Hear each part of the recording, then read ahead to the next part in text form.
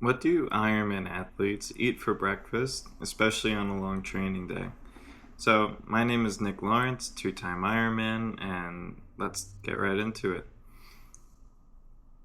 Usually, during training, especially when I'm going through the thick of it, the best thing that you can possibly eat is something carby with, a good amount of simple sugars and then a good protein source. So, what this ends up being for me is a good bowl of oatmeal, which I literally just finished not that long ago because I'll be doing my Saturday ride today for about an hour and a half. So, what I do is I make the bowl of oatmeal, usually use water as the base, and honey. So, honey is one of the biggest ingredients that too many people are sleeping on. It gives you a good amount of additional simple sugars, and there's something about the way honey is processed in the body versus other sugar sources that apparently the energy benefit of honey is substantially more than just like any other simple sugar. So what I do is I'll just drizzle probably a tablespoon of honey um, into my oatmeal and call it a day. If I'm in a rush, that's usually all I'll eat. And if I'm not in a rush, then I will also scramble up a few eggs just to get that protein in there. I don't tend to like to run or work out with a lot of food in my stomach, but um, if it's one of those situations where I think that I'm going to get too full from also adding the protein source like the eggs in there, then usually I'll just have the oatmeal, do my workout, get it done, and then when I get back, then I'll have my eggs, my yogurt, whatever else that I would normally have for breakfast. But it's really important to train fueled as an Ironman athlete because I know there's a lot of talk online about training fueled versus unfueled. Um, but when you're training as much as you are in Ironman training, you really do need to keep your carb stores up. It'll help you recover faster. Well, let's look at the negative opposite. Rather than burning yourself to the ground, like will happen if you're not eating enough during Ironman training, eating both before and after a training session and then making sure that you're getting sufficient calories throughout the day will prevent you from digging yourself into a hole. There's some really popular podcasters, YouTubers, and other like fitness influencers out there, like Nick Bear, who constantly preach that the number one area where most endurance athletes fail is in their nutrition. And there's another quote that I'm not too sure who said it, but not making a plan is planning to fail. And there's nowhere where that's more true than with your nutrition strategy. So that's why I'm digging into this so hard on this blog, which I believe is 13 or 14. But I'll leave that topic there, let you think about it. Let me know what you think. I'll start digging into what I'm doing today now. So today, like I've taken the morning slow. As I mentioned, I made myself that oatmeal.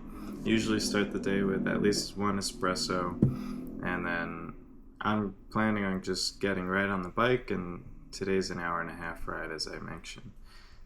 After that, I've been doing a lot of speed work lately in my running. So my goal is to foam roll and stretch and recover as much as possible.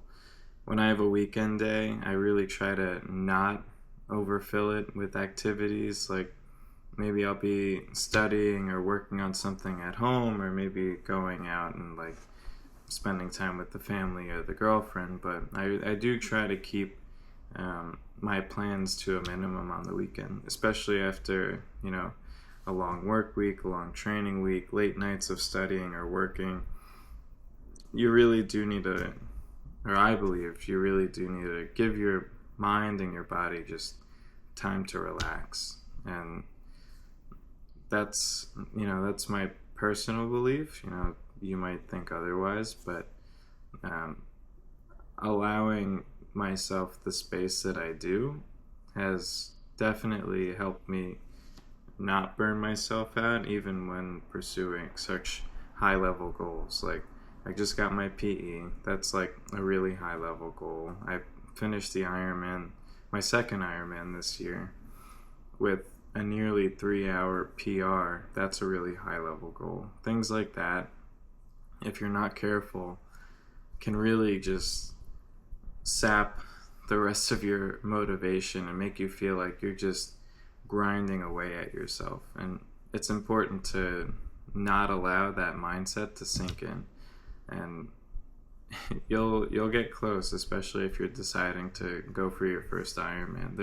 There were several periods of time where mentally I felt like I was literally like on the verge of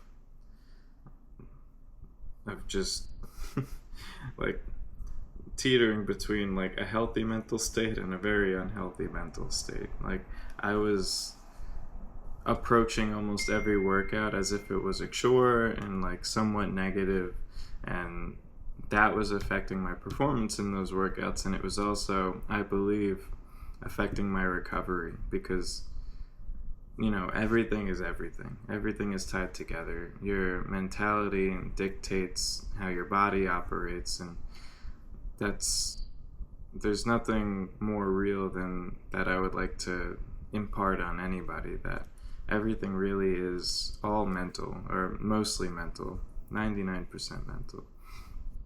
How hard you can push, how far you can climb, your motivation, how far you can go, how much pain you can tolerate, how much you're able to learn.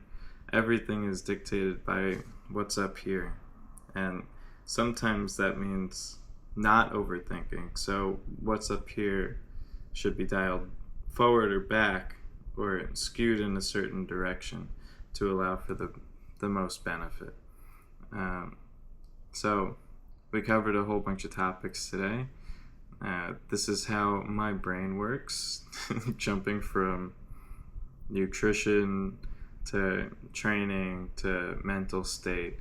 And, if I kept rambling, I'm sure I would start to talk about economics or business or something, which might not be the worst thing for some of you, because while I'm transitioning in that direction, I am, now that I've finished my PE, doing more research and studying into personal branding, business, and stuff like that. So we're going to talk about all of that on this channel, but for now, hopefully you enjoyed this video, and I will see you next time.